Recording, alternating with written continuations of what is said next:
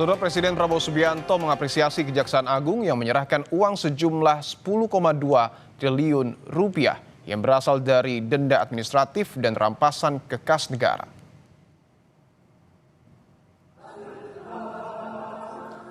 Kejagung menyerahkan uang hasil denda administratif Satgas Penertiban Kawasan Hutan sebanyak 10,2 triliun rupiah kepada kas negara.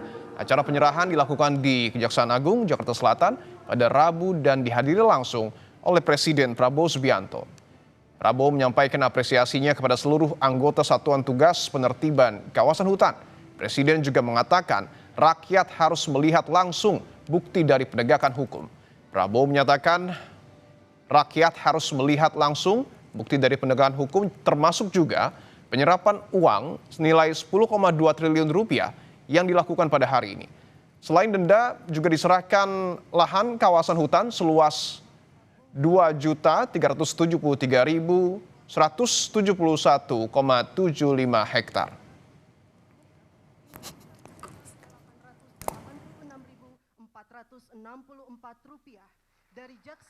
Acara-acara seperti ini jangan kita anggap hanya seremoni atau show, tapi pandangan saya, keyakinan saya, bangsa Indonesia, rakyat Indonesia sudah pada tahap bahwa rakyat kita ingin melihat bukti.